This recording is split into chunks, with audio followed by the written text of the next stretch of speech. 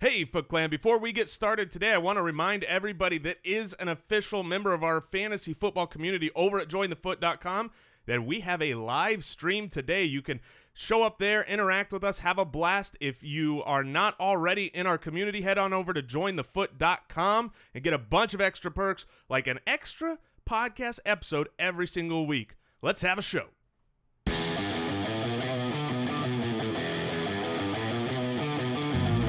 Welcome to the Fantasy Footballers Podcast, coming to you from the FantasyJocks.com studios with your hosts, Andy Holloway, Jason Moore, and Mike Wright. Let's have a show. Let's have a show today. Welcome to the show.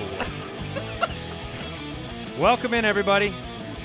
Wednesday, August 24th, also known as prime time. Prime fantasy football time. Oh, I thought it was prime time for crime time. No, it does not get any better than right now. I mean, the interest in fantasy football is at a near peak. Incorrect. Near peak, correct, but it doesn't get any better. I'm going to say 2 weeks from now, Sure. when we are days away from kickoff, that's when I can barely breathe. What's And more exciting, draft time or kickoff? draft day. The day of your fantasy football main draft. That is the peak of the season. If you've got a league of record, your main It's league. the peak of my life. I like draft day so much that I worry about getting into a car accident on that day so that I will miss the draft. Yeah. I drive extra careful on draft day, and our league of record draft is on Labor Day.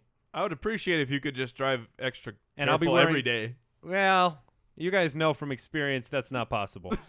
Yes, we do. You say goodbye to your family every single day, and I take care of you on the roads. Yeah, kind of. Kinda.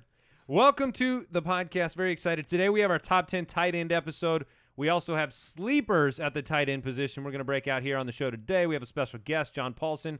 We'll share some of his sleepers, and I'm very excited about that. We have some news we're going to get into. And right off the bat here, I'm going to kick it over to the Fantasy Hitman because we are going to, in place of the quick question, we're going to play a little game, I guess. It's just a short little game. Do I get the drop? I don't have it. I want to play a game. There you go. All right, just a little quick tight end game about, I had talked a little bit about maybe the dominance, the separation factor of Rob Gronkowski, maybe that's waning a little bit. So I wanted to do some things and check that with hard facts. So I got a couple games. Quick question. How many tight ends last year had over 100 targets? How many tight ends last year had over 100 targets? I'm going to say, based on you trying to validate your point about Gronkowski, that I didn't say I okay, proved it or okay. disproved. I said I just wanted to know. Sure, I'm going to say 5 tight ends had over 100 targets. Okay, 5. I believe Jason Witten had 100 targets, and he would be further down to me. I'm going to go 7. 9. Okay. 9 tight ends, and I went back all the way to 2009. That was the most. Oh, okay. That was the All most right. tight ends in one season that had, since 2009 at least, that had over 100 I am targets. surprised. I thought 5 or 6. How many tight ends had over 1,000 yards? Ooh. Over 1,000 yards, I'm going to say Barnidge, Olsen, Reed, 4. I'm going to go 4. I definitely think Walker Oh, and yeah. Watson had more, so I'm going to go. But Kelce didn't That's get there. 5, so I'm going to go 6 just to be crazy. It was actually 4. Okay. Well, all right. Andy got the number right, but he got the people wrong. It was Gronk, Olsen, Walker, and Barnidge. Reed had 952 yards. Oh. Just under. Yeah, I forgot Walker. So also the fact checking of 2009, that was the most as well. Interesting. Since 2009. So that does make a point that here's the problem though. What's that? Oh, or do you have another one? Yeah, well, I don't have another question. I really wanted to dive in about the truth about the Gronkowski factor. Is he really that much of a benefit? So I went from 2007 to 2010. The split of tight end 1 and tight end 12 was an average of 74 points. From 2007 to 2010. This is pre-Gronk. Sure. It was how much? 74 points. 74 points. The last 2 years when Gronk was the number one guy, that split was 95. So Okay. there is an advantage, but it's not huge. What people are remembering when they draft Gronk in the first round is 2011 and 2012. In 2011, his split over the tight end 12 was 146 points. That is first round worthy. That is a separator, a true separator at a position. And in 2012, he was on a pace because he obviously got hurt. He was still dominating where the split would have been 112 points over the tight end 12. So in those 2 years, yes, Gronkowski separated you completely from the pack. But the last 2 years where Gronk has been number one, it just compared to like the previous history when pre-Gronk, it's just not there to me. That those 20 points, it's not there to me to have a Let me first-round ask you pick this, in though, because Gronk. I will make one counterpoint. Sure. The gap does not illustrate the fact that you have to select the right guys. Yes, very, very fair. Whereas Gronk is locked in as that right guy. So you are maybe a little similar to streaming quarterbacks. You're in that situation. But the gap illustrates that if you find a Barnidge or a Walker in their right yes. season, then the gap isn't that bad. Yeah. Right? Yeah. So, I had Gronkowski in our league of record. I just recently traded him. I think some people kind of wondered why I would do that or how, what the mindset was there in a trade for Allen Robinson where, you don't have the position scarcity of, Gronk is this advantage at Right. the tight end position. But it had to do with the fact of what we're talking about on today's show, that we think that the tight end position is very deep. Yeah, and I think those are very interesting, enlightening numbers, I agree. especially for what you give up and when you factor in the 4-game suspension to Tom Brady. Gronk is very expensive. Did you figure out what you were doing, Jason, with our broken trophy? Yeah, I did. I'm gonna go to Fantasy Jocks and get a new one. Gonna refresh the whole thing? Yeah, and You then know our draft's in like a couple weeks. You might want to get that thing done. Yeah, I'll get it done. All right. Before we get into the news, have some exciting news to share. You can, as Jason said in the beginning, visit us over at jointhefoot.com where our community is at. We got extra content on there. We've got a giveaway coming up, Sammy Watkins autographed jersey from Pristine Auction we're giving away. We're giving away some Fantasy Jocks gear, some other cool items over there. So I think Jason put an entry in for us he did? to try and win a trophy from Fantasy Oh, Jocks. he put it in. He's entering our own giveaway. I don't know. I think I would be more after that Sammy Watkins jersey. That's true. Yeah. I have a tweet scheduled to go out in like an hour that showed I think it was fantasy points per target numbers last year, and I had the hashtag free Sammy in it because if he had more targets, the numbers would be so different. Who do you think the number one fantasy points per target was last year? Try to pick. I will say Sammy Watkins was number 3. Okay. So who do you Points think number per 1 was? Target. Oh man. Allen Robinson Robinson was my first guess, so I'll stick with that. Yeah. And since we tied saying him, that's both of our guesses. It's a good guess. He did get more targets than catches. Actually, Allen Robinson and Allen Hurns were 4-5 on that list, which is who's incredible. number 1? Doug Baldwin. Yeah. Oh yeah, of course. Yeah. I believe it. Because almost every target was worth like 8 points. Yeah, toward he the end of the actually. year. There were some games in which he scored 2 touchdowns per pass. That's really efficient. He would catch it in the end zone and run it to the other end zone, and they would double up on that. All right, follow us on Twitter at the FF Ballers. A lot of you are doing that. We're going to be posting all the breaking news that we receive through the day on there as well. And don't forget to check us out on YouTube in case you want to watch yesterday's episode where I showed the block of wood that now exists as our fantasy trophy because Jason broke it. And the block of wood that is Jason Moore. I like that the hashtag Nevermore is going through our league of record now because of what you've done. Yeah, so. that's good stuff. Nobody loves the champ, you know? That is true. All right, here we go. News and notes from around the league. Speaking of Sammy targets, or lack thereof, Sammy Watkins will play Friday against the Redskins. So Jason will get the popcorn ready. I hate this news. I'm happy that he can play, but I'm always afraid when he plays. Oh, Just be careful, Sammy. It's very good news when you have a guy recovering from injury news. that plays in a. Yes, it is. Just run gently. That's all I'm asking, Sammy. ESPN Adam Kaplan reported that Eric Ebron is expected to play Week 1. Hey, that's also good news. We weren't 100% sure when that the catastrophic into sort of a minor injury happened. Sure. So are you expecting Ebron unbelievable things? We'll get into that. Bengals.com reports that second-rounder Tyler Boyd is the unquestioned. What? Oh, okay. Quote. I didn't read the rest of this. The, quote, unquestioned leader in the clubhouse in the battle for the number 2 receiver job. Not the leader of the clubhouse. I read it as though this rookie had now taken the clubhouse over. He said, Andy Dalton, get Sit out of the down. way. Tyler Boyd time. The only way, does a rookie do that the way they do like a Pride of Lions? Is there a fight in the clubhouse? Oh, yeah. Like You got to AJ become Green? the alpha, yeah. Yeah, AJ Green and Boyd went at it, and then you end up with But that's interesting that beat reporters feel like Boyd will be the number 2. Well, he's a lot more talented than Brandon LaFell. Whoever the number 2 is there is going to be relevant for fantasy, whether that's Brandon LaFell, even with his drops, he's going to get enough targets to be relevant. But if it's Tyler Boyd, he's more talented. And if Marvin Lewis allows him to have that role, I think Tyler Boyd's going to be in that conversation, possibly with the Sterling Shepherds and the valuable rookie wide receivers. All right, Brashad Perryman says he's going to be ready for week 1. Jamal Charles was a full participant in team drills on Tuesday. That's great news. He's not going to play in the preseason, but he's in full team, which means he's great. playing week 1. Eli Rodgers, we mentioned him on yesterday's show when we went through the Steelers game. We said he was one of those players that you see in preseason, and the wide receiver situation in Pittsburgh is murky, with Sammy Coates being an up-and-down type of player, with the Martavis Bryant suspension.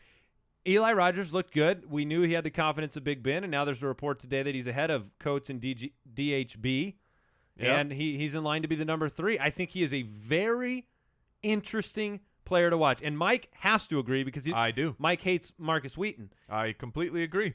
It makes I thought he was going to say I completely hate him. No. Look, I like Coates. I wish he was the guy. He didn't earn it, and Eli Rodgers is earning it. And as the third receiver for that offense, he becomes sneaky. All right, before we get into the tight ends, the last bit of news: third-year wide receiver Jared Abbrederis, also known as one of Jason's sleeper favorites at the wide receiver position. Some reports out of Packers, I guess the beat writers talking about him being a breakout player this year. Abbrederis or Eli Rodgers? That's tough. I'll take Downtown Abbey. Yeah, I will as well. Downtown Abbey. That just happened, America. Oh, my Yes. goodness. Now he's got a breakout just for the nickname. Wait. Downton Abbey. Downtown? Is he Downtown Abbey? What's the? It's Downton. Is it down? Okay, then he's Downton Abbey. I I've just never thought watched the show. I thought you were doing a play on like he goes deep for the ball or something. Yeah, I was, but I Downton- thought the show was Downtown Abbey because I've Downton never Abbey. watched it. Wow. Downton Abbey. Now it's very crucial that he has a good season so that name can come up again. All right, before we get into the top 10 tight ends, which I'm very excited to talk about these guys, I do want to thank today's sponsor, 5-4 Club. Long before they sponsored this show, you heard us talk about them last week. I've been a member of the 5-4 Club for quite a while because I hate shopping and I don't know how to shop or look good on my own. It's true. That is, and see, there you go. My wife agrees. The shirt I'm wearing now, I don't know where it came from, but it was in my closet, so I put it on, and it looks good because my wife told me take care of business. And so I got signed up with 5-4 Club. They have this super easy sign-in process. You go in and you basically personalize style preferences, and then they send you something that looks good. And there's profiles for every guy, whether you want clothes for the office or the club or a lazy weekend or whatever. 5-4 has you covered. They have classic, casual, forward, and mix. You can select all of those different options. And I like getting that package in the mail every month and finding, okay, it's a pair of shorts this month with a couple shirts. You always get incredible value for just $60 a month. You get basically double the value of clothing and things for your wardrobe. So listen, if you're curious about how easy 5-4 Club really is, you go to 54club.com, use the promo code BALLERS, and when you sign up, you get 50% off your first 2 months worth of 5-4 Club That's a good packages, deal. which is really cool. It gives you a chance to check it out. That's promo code BALLERS for $240 worth of clothing for $60. So that's a special offer. It expires on August 31st, so head over there now. Use the promo code BALLERS at 54club.com. We also want to thank SeatGeek for sponsoring the show. Look, football's coming up. We got to get those tickets. Everything about SeatGeek is designed to make life easier for sports and music fans because they do all the price comparison for you. They search multiple ticket sites. They want to get you the best deal. They do the work. They save you the time. They save the money. SeatGeek wants to get you an even better deal because they put a grade base on the value of the ticket. And that's so easy to do because you download the SeatGeek app and it is clear. Fire up that app. It is clear if you are getting a good deal on your tickets. Best of all, our listeners are getting a $20 rebate off your first SeatGeek purchase. This is what we need the Foot Clan to do. You want to get your $20 rebate, you download the free SeatGeek app, you go to the settings tab, you click add a promo code, enter promo code FOOTBALLERS, and SeatGeek, they're going to send you $20 after you made your first ticket purchase. Download the free SeatGeek app, enter the promo code FOOTBALLERS today, and get your tickets. Get to the game, man. And that's how you do it. Tight ends. I didn't mean to cut you off with the tight end drop. I thought get your tickets, man. I thought that was your finish. It was a nice conclusion. Hey. But then it wasn't. Are you getting your tickets for the Garoppolo experience? Yes. Cardinals? Yes. Patriots week 1? I hope so. I'm still trying to figure it out if I have the time. All right, we're going to get into our top 10 tight ends. Right now, we've been meaning to get to this episode for a while. There's just so much to talk about. You realize that we not only have all of our sleepers, breakouts, busts, and value episodes coming up, we also have our bold predictions episode coming up. And our My Guys. Our My Guys episode. Guys. That was beautiful. Talking about My Guys. Wow. My Guys. Oh, it's still going. Sorry. No, that's the appropriate response. Sorry. Apologies. No, that was pretty good, actually. You're really trying to be Mike. There's only one Mike. Everyone wants to be Mike. All right, number 1, Rob Gronkowski, the aforementioned. Look, what's great about Rob Gronkowski is he's a big play guy too. You know, he gets targeted frequently. He can make huge plays that change your fantasy week. What is there to say about Rob Gronkowski? Stay healthy, my friend. 100-plus yards in 5 games, scored in 9 games. He's the number 1 for a reason. It's just paying that cost. If you're late in the second, let's say 7th, 8th, 9th pick in the second round, Andy, do you take Rob Gronkowski there? I would strongly consider that. Yeah. If I'm late in the second, that's about where I think the cost is at the value point. I think what Gronkowski also offers you, and we don't talk about, you never draft to trade necessarily. We say that, but having Gronkowski is a really, really strong trade piece in a lot of leagues. So if you take Gronkowski there and you use your last round, I know that's a little strange, but some of these flyer guys that we really like, maybe you grab Vance McDonald. You think you can get by with him and you can move Gronkowski in a couple weeks. I think it's something you can think about doing because you're already kind of taking a lottery ticket at the back of your draft. And I think we said yesterday there's about 20 tight ends we like. So yeah. Somebody in your league pays a high price for Rob Gronkowski. That just is the way it works. Yeah, I agree with that. I can't get myself to pull the trigger in the second round on a tight end and lose a running back or a wide receiver there. I think everything you're saying is fair, is valid. The value is there. It's just so tough to lose depth at your running back and wide receiver. Well, he's going in the first for most people. So. Well, since the Brady ban has been really official, I've seen him normally in the beginning of. I heard you say the Brady man. No, the Brady ban. The that 4 game old Brady man. But I've normally seen him going at the top of the second since that news. Okay, so late second, I'm cool. You're not cool. That's fine. Moving on. I respect both perspectives there. I mean, I just traded Gronk, so that tells if you. I'm late in the second and there's like still 4 quality wide receivers I really like left, and I know I'm pretty sure I can get one of those in the third, then I would do it. First round, you end up with, let's say, Dez Bryant. Okay, you take Dez Bryant in the first. Second round, well, that means you're staring down Doug Martin or Rob Gronkowski. I think I'd rather have Gronk than Doug Martin, but when you're talking about in that, you're still saying in the top 15, 16, 17 players, and in there, I think Doug Martin's probably in my 20s. There's probably a wide receiver that I still love there. So you would take another wide receiver? Yeah, a Keenan Allen or you would take Keenan Allen Evans. You would take Keenan Mike Allen Evans as your second wide receiver. Mike Evans is a perfect example. I would rather have Keenan Allen though. Would you take him as your second wide receiver with Dez Bryant over Rob Gronkowski? In a full PPR, yeah. All right, Jordan Reed is number 2 on our tight end list. 114 targets last year, just under 1,000 yards. The story of Jordan Reed was that second half where he just exploded. there are different ways that you can interpret the end of a season. You can crown Doug Baldwin the greatest wide receiver that's ever played the game. You could crown Jordan Reed as the heir apparent to Rob Gronkowski. I don't know if we're going to get there. He certainly needs to stay healthy. That's the story with Jordan Reed. And, I mean, it's laughable, but there are certain players that are very prone to injury, and his injury report historically is very long.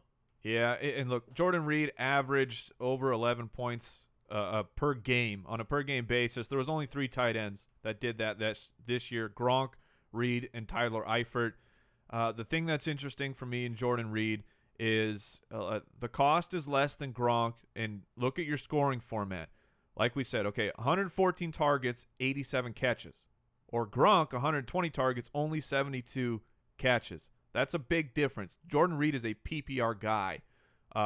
So that's, I think, where in PPR formats, I think he can come close to Gronk. The gap is going to be further away in a standard format. But when you're talking about paying a first round or a late 4th, maybe a 5th round pick for Jordan Reed, if I'm going in on early on tight end, that's the way I'm going to go. I'll take the risk on his health. I can see that. He's missed 13 games since 2013. He's been on the injury report 21 times in that span. Washington, he was pretty clean last year. Washington believes in him. They paid him. So they believe that he can be a great asset to their team. He's also one of the few, when it comes to the injury, he's one of the very few tight ends, maybe 2, that you might actually be able to handcuff. Because we've seen in the past when Reed goes out, Niles Paul produces high-level fantasy. That's my belief. And obviously we've had times when Niles Paul's been out as well, so we haven't always been able to see that. But I'm going to look up the split on that because I do think Niles Paul will perform. I mean, when Captain Kirk is the quarterback, he is looking for that tight end. That's just his kind of go-to role, his go-to position. All right, Greg Olsen, number 3 on our consensus top 10. Again, this is consensus, so if you want to see our individual rankings of the tight end position, you can go to thefantasyfootballers.com, click the rankings button, and take a look at how we each break these guys down. But our consensus number 3, appropriately, a guy who is the epitome of consistency. It's Greg Olsen. The epitome of ascension. I mean, the guy, since joining the Panthers, he's gotten a little bit better every single year for fantasy purposes. It's crazy. Last year, 77 for 1104 and 7 touchdowns. Best year of his career, as Mike just said. He's a guy I don't project more ascension from him this year. Right. I wouldn't either. I think that ascension has probably capped out.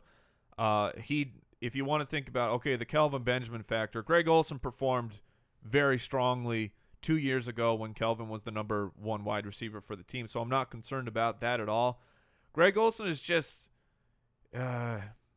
he's so blah. Really? Yeah, to me. He feels blah for a guy that I'm taking in the 5th round, even though I know the production is super steady. He only had 6 games under 7 fantasy points. So I know that he's reliable, but that's the way he feels to me, picking a guy like him in the 5th or the 6th round. Does he feel that way? Because I know what you're saying when there's guys who are just not excited to grab. But does he feel that way to you, Andy? No. He doesn't feel that way at all to me. Maybe that's because he was on the roster, that helped me win the championship last year. He was on my roster to help me win 2 years ago, and I still kind of feel that way. He's so consistent, and the value is there to me. Like, if I'm grabbing him in the 5th round, I'm plugging in, the 5th guy. I've already got 4 guys on my team that give me depth, and now I can lock my tight end position, lock it down with consistency. Like you said, 2 years ago, he had 123 targets versus 124 last year. So you've got that consistency. He plays 16 games every single year. I'm not worried about, I know that there was a report that he was having some back pain. Never missed a game. He is an Iron Man. Never missed a game. Much like Jason Witten in his prime. Right. And, I mean, production-wise, he's just consistent week to week. I'll just throw out real quick. I'm on Fantasy Football Calculator. Here's why I think it's maybe the guys around him that makes me feel kind of blah about Greg Olsen. So just behind him, Doug Baldwin, Michael Floyd, Dante Moncrief, guys that have huge breakout potential to me from the wide receiver position. Yeah, but those are also guys that I feel you're going to be able to replace in the next round. The next round, you're going to get guys that are, in the same tier as Michael Floyd. but you're not going to get a same tier as Greg Olsen later. All right, one of my guy candidates for me this year is number 4, Travis Kelce. I have him at number 3 on my board. Really, really like Travis Kelce this year. He is somebody who I see as the ball bounces the right way this season. I don't think he underperformed from a team perspective last year. I think from a fantasy perspective, some people, Mike included, projected such humongous things from him, but he only had 5 touchdowns. Still put up 875 yards. You look at those numbers, 72 for 875. He's right at the point where he caught the same amount of balls as Gronkowski did. He caught 6 less touchdowns.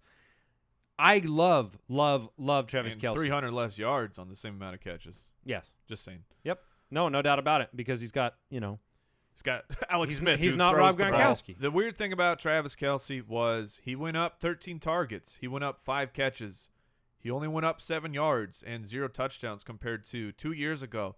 So maybe you look at that and think, okay, well, we had an outlier low performance because his with the targets and the catches going up, you would think naturally that maybe you get another touchdown or 2 and the yardage should go up. Look, I love Travis Kelce, the player. I think he is. What's his current ADP? I just saw him in the 6th round. He is 605 in standard. I'm going to be targeting him. And I don't blame people at all for targeting him. It was maybe, and we talk about the fantasy emotional wounds, the burns that players give you, and Travis Kelce gave me some deep wounds last year. I'm not sure in that offense, even as the number 2 guy, that he can elevate drastically from the numbers he put up last year. I agree with Andy. I think that Kelce's one of the best values if you're not waiting late.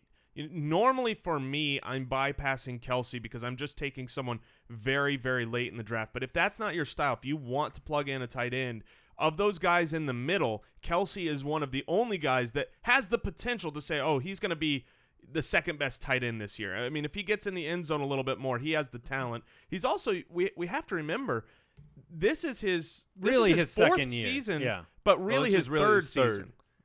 Because he missed his first season. Right. He's been in the league 3 years. years. Yeah, but then he was very limited in his second season. What I'm saying is, they brought him along slowly. He still played all 16 games though.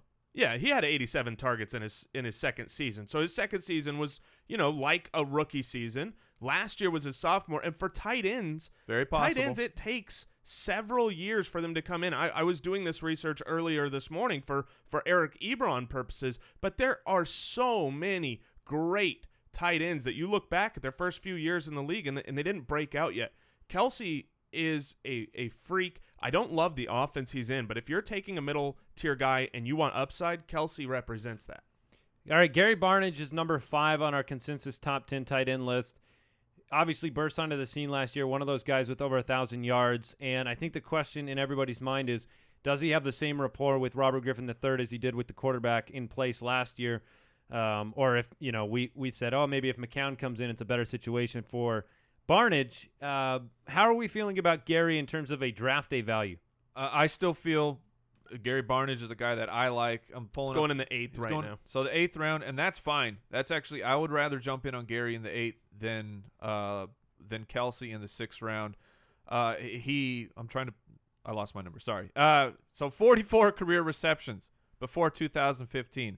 So you talk about a guy who took a while to break out. Multiple years of only 44 total catches, then exploded last year. It's from week 3 to 17. Because if you remember, look back on his box score, he really wasn't involved until week 3. The offense shifted. From weeks 3 to 17, though, averaged more fantasy points per game than Gronk. I'm not predicting that Gary Barnidge is the number 1 guy. I'm just saying that he consistently got it done week after week. And Robert Griffin, I've seen the connection of Robert Griffin with Jordan Reed before. I know that he throws to his tight end. So I think that the targets continue. I think that Barnidge can have a very good year. What I've liked from this preseason, even on if you go back to preseason game 1 where Robert Griffin only threw 50%, a lot of those targets were to Barnidge, and it seemed like they were out of sync a little bit, to be honest. It seemed like they just kind of had a little bit of a miscue, but you go to week 2 and it was same number of targets going Barnidge's way. He is where he's looking. Obviously, in that game, he got the targets to him, caught that And great that's long ball. spectacular, yeah. Oh, that was a great touchdown. So I've actually bumped him up slightly, really back to where I had him earlier in the offseason, because I wasn't sure with Griffin that Barnidge was going to be able to be high on the target list, but it seems like he's going to have his share. If you have a league that rewards leg catches, Barnidge is one of the best players you can grab. Bonus points for butt catches. Butt catches, that's what it is. Yes, Coby Fleener, number 6 on our consensus top 10. An early offseason favorite of the show, especially the two guys sitting across from me. Yes.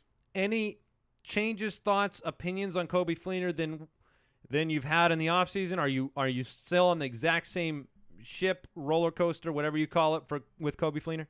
My only different thought is, because I do believe at the end of this year, Coby Fleener is going to have 125 targets. And if he gets 125 targets this year, he's going to be a top 5 tight end. So I think you can draft him and have that. But I am a little concerned with how long it's going to take for that rapport to just be built right and the right way. We've seen some of that already in camp in the early on. We've seen reports from Sean Payton that he's got to get a little bit better at that. And if you look back last year, it took Ben Watson a few weeks to kind of get into it too, and that's a supreme vet. I still like Coby Fleener on the year. My only worry is that he might get off to a slower start, but then he becomes a great target in trades or if he really stinks. It's amazing. We always forget because of draft capital how people are. But you fast forward to week 3, and there's going to be so many guys on the waiver wire that were drafted high. And you go, oh, they'd never be on the waiver wire. If they put up 2 bad weeks in a row, people drop people.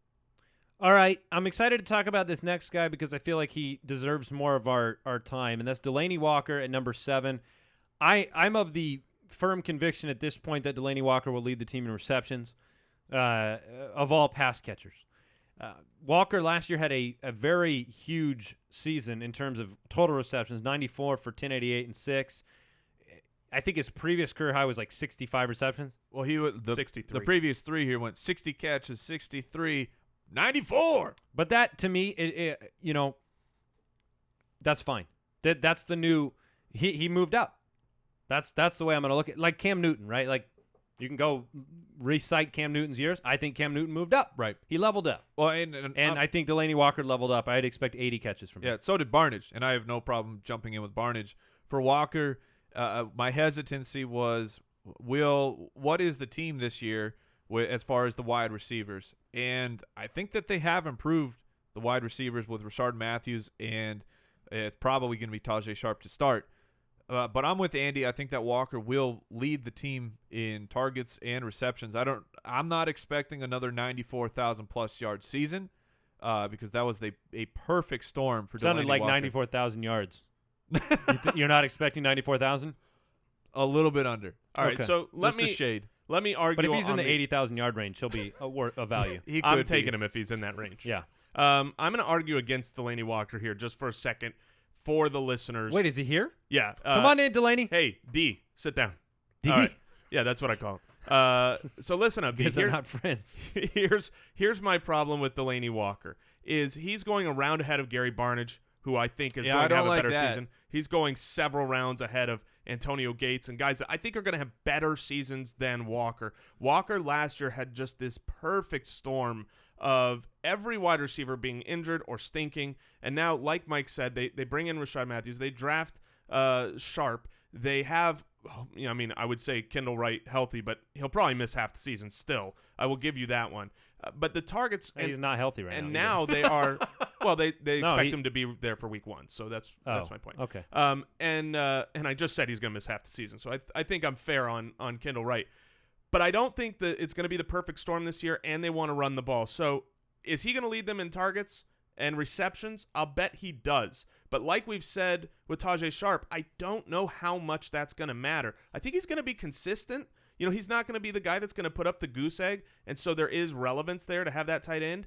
But I just think there are better tight ends being drafted behind him, and he's being drafted because of what he did last year, and he's not going to replicate what he did last year. He's going to take a small step down, I think, because there's rationality to the regression, as opposed to Cam, right? You look at Cam and you go, okay, what's the rationality for him regressing? And the reason is just, he did better than he's ever done. Yep. Which can also be a point in his favor. No, Believe it or, you know absolutely, what I mean? absolutely. But there's not.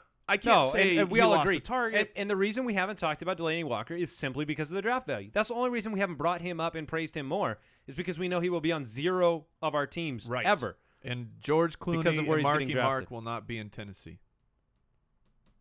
I don't- Perfect storm. Come on, guys. Ooh, Oh. got it. Well, dude. I wonder if anyone got that He first. made the perfect storm comment like 3 minutes ago. He was Well, holding on to that one. That's when you throw Marky Mark and George Clooney in Well, there. I was trying to jump in, but It's I was timing. getting butted It's out. timing. No, but he said it like 5 times, so it had to come out. All right. We'll see if that one was grabbed onto or crickets. No, Mike has a few loyalists, and they come There's to his like defense. 4 of them. There's 4 guys with beards that really like Mike. Zach Ertz is number 8. He was a fantasy darling for me in terms of a kind of the best value. I think I had him as high as number 3 in the very, very early offseason. I don't think that's unreasonable if I knew anything about the consistency of that quarterback position. That being said, I don't. So he's number 8 on our consensus list. Ertz has more talent and ability than just about any tight end out there. He's also heavily targeted. I think this offense is going to focus on Zach Ertz. Problem is the quarterback position is going to shuffle around. I think Ertz is actually a guy, if I had to predict his season, I think he's going to be a guy that comes out of the gate very strongly, and I think you're going to see total numbers at the end of the year that feel better than how he feels to own. Because I think The Frank Gore of last year? Sure. Yeah, I think at the end of the year, we're going to come into next season, we're going to go, boy, Ertz, he really, wow, 1,000-yard season from Ertz, I think is a possibility. Last year was 853 yards. He just didn't score touchdowns. So you're talking about total yardage. He put it up there. He caught more passes than Gronkowski, 75 catches. But it didn't feel good. No. And you're going to have problems because if they shuffle in the quarterback situation around, if this team is not competitive like they hope to be, it's just going to plain old – his touchdown numbers aren't going to be there. He's never been a guy that can get in the end zone consistently yet. I don't think that jump happens. He's number 8. Like him in PPR leagues. My defense of Zach Ertz is just what are they going to do in Philadelphia? There's reports coming out, hey, we're going to get Darren Sproles really involved in the passing game. Yeah, you probably should because the wide receivers there are not very good, and your best receiver, Jordan Matthews, might play week 1. So if that is my rationale of if Zach Ertz is the best pass catcher on the team over Aguilar, DHB. I think the look on Jason's face is why Zach Ertz should be highly valued. No, actually. Because you're saying their wide receivers are not good targets. Right. I wasn't sure exactly what you had said. My confusion was I thought you were speaking against Zach Ertz. Your problem was Zach Ertz. No, I'm speaking for him. Okay, that makes sense because I completely agree. Their wide receivers are in shambles. Yes, Nobody's getting the job done. I thought you were speaking against him too. That's how it came across. But Yeah. then Oh, well, sorry, but that's just my face, fellas. resting angry face. That's Mike. Yeah, no, I agree. They're wide receivers. They're not getting the job done. That's why they brought in Dorial Green-Beckham. Ruben Randall's I been. believe he started the sentence with, the problem I have with Zach Ertz. Oh, I thought I said it in the defense of Zach Ertz. We'll have to go back and check the tape. Okay. My brain definitely said that. Maybe my mouth did not. One of us, or maybe 2 of us. Hey if it's guys, Andy you and know I, we who's owe an not apology. do you know who's not going to be in Tennessee? Marky Mark and George Clooney. My favorite value pick, my favorite tight end, my favorite of all of maybe the whole draft right now is Antonio Gates. Antonio Gates, the forgotten man for some reason, except for the fact that if you look back over the last 27 games played, he has 17 touchdowns, and Gronkowski has 21. That's not very far behind. But you can get Antonio Gates very late. Yeah, very late. Last year, in only 11 games, 84 targets. He finished the year with 56 receptions, over 600 yards, and 5 touchdowns.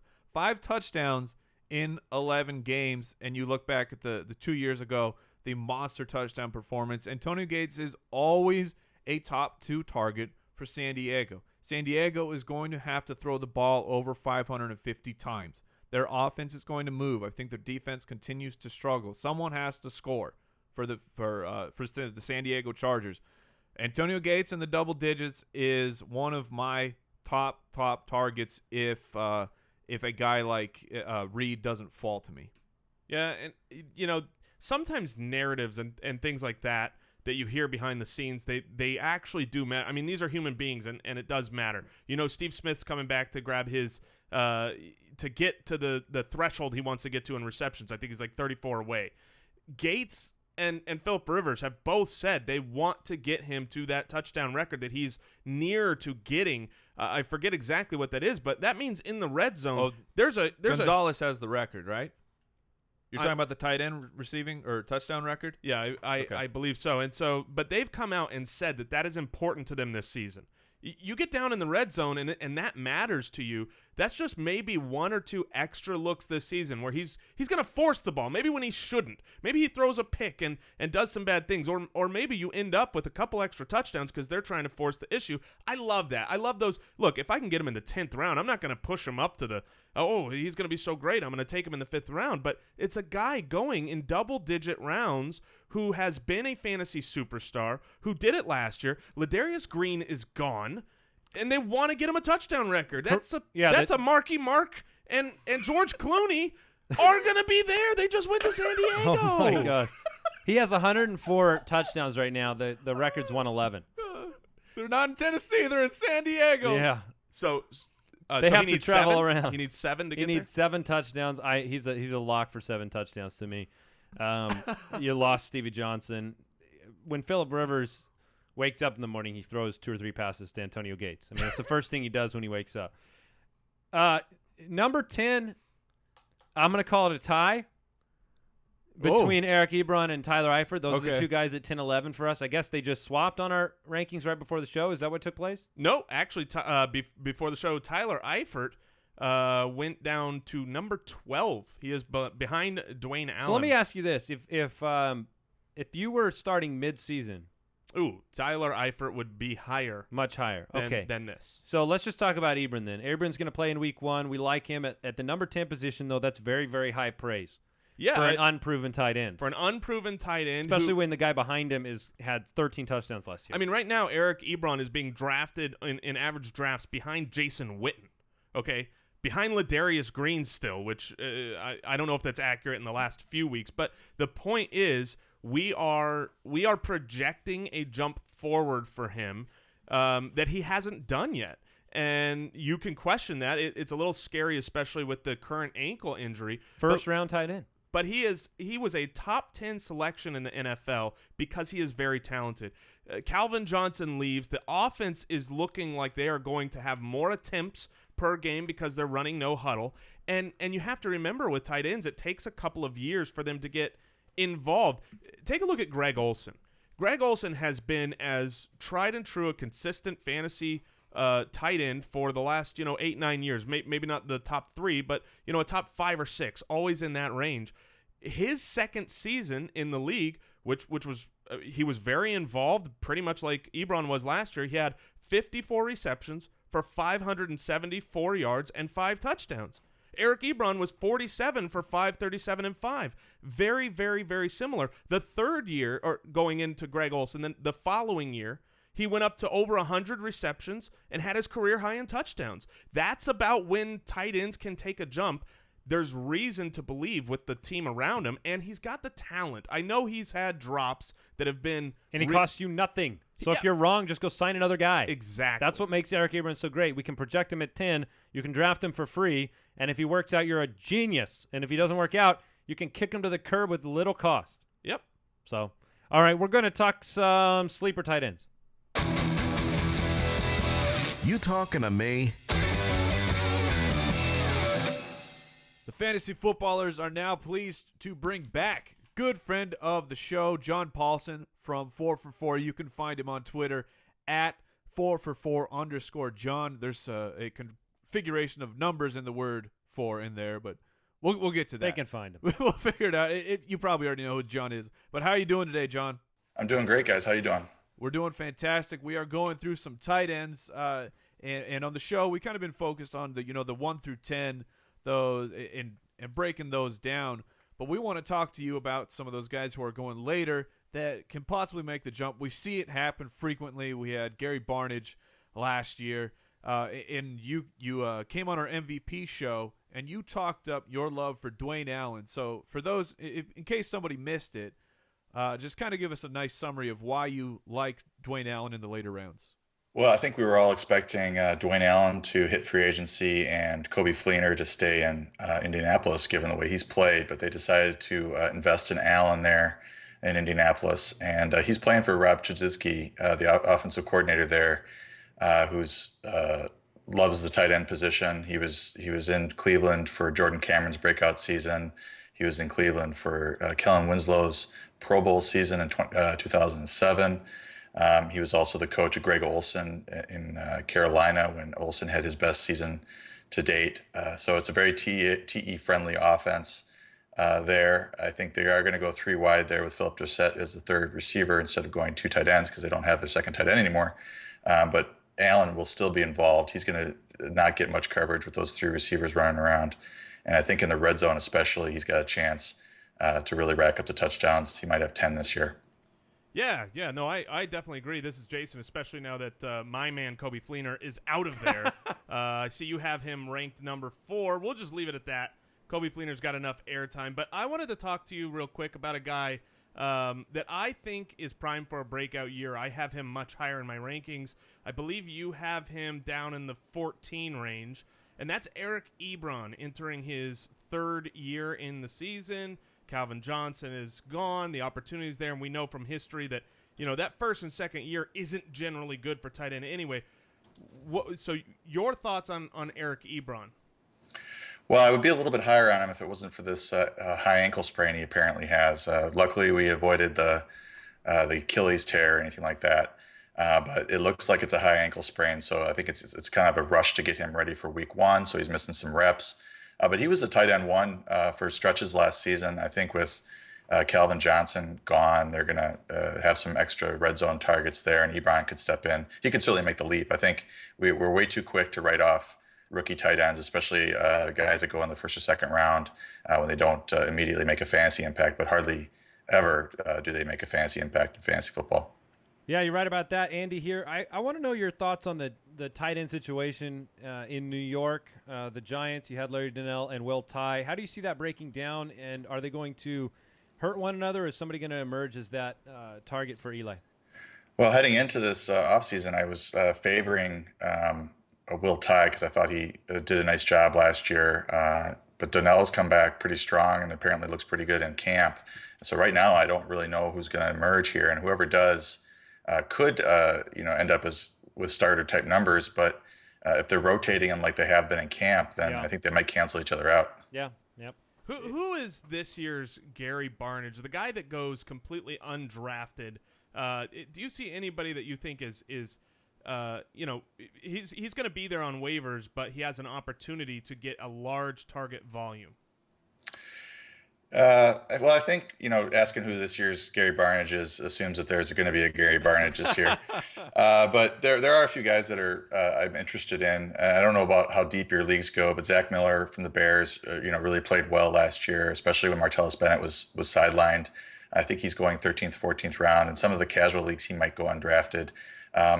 Going further down the rankings, Vance McDonald, if he wins that job in San Francisco and can hold on to the ball, they're going to push the pace there. The tight end is always involved in that in Chip Kelly's offense, and he had a good stretch last year where he posted tight end 1 type numbers.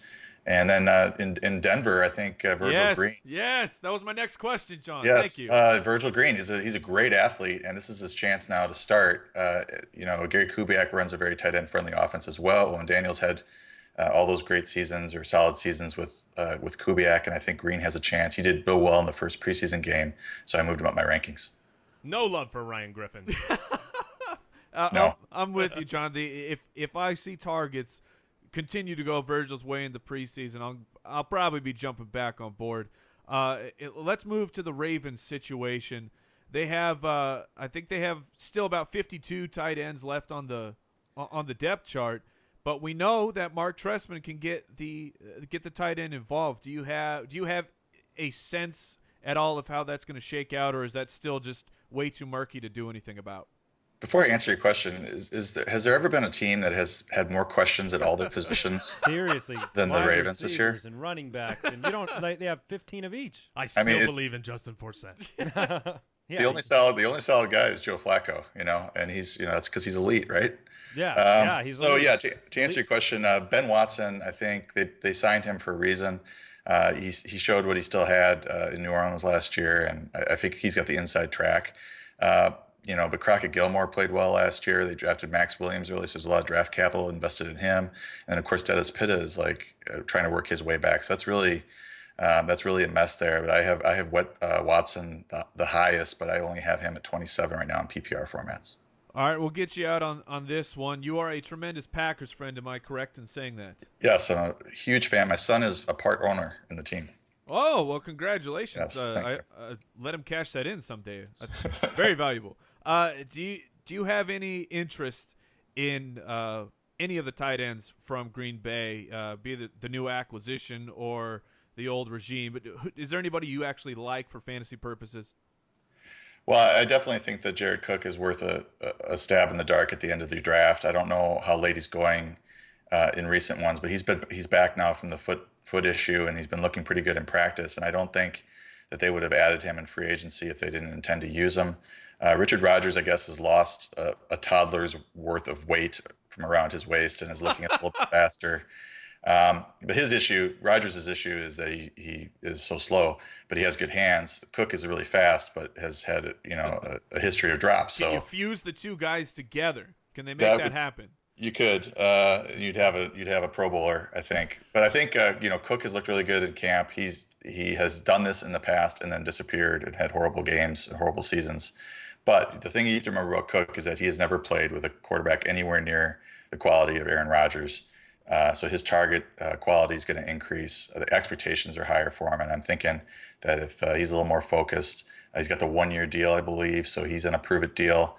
There's a lot of money on the line for him if he comes out, and the key for him is, does he play starter snaps? And if he does, I think he'll end up with fringe TE1 type numbers. Jared Cook's my favorite player to draft, play week 1, and then trade away. That's my absolute favorite. He seems to put up good week 1s. I remember that a couple years ago. So thank you so much for coming on the podcast. We appreciate your time. And, again, you can find John on Twitter at 4, that's the number 4, John _John. 4for4 _John. I think I butchered that. And, of really course, bad. 4for4.com, of course. Yeah. And John Paulsen, great friend of the show, tremendous person, tremendous fantasy knowledge. So give him a follow and learn. And learn, really. So, hey, thank you so much, John. Thanks for having me on, guys.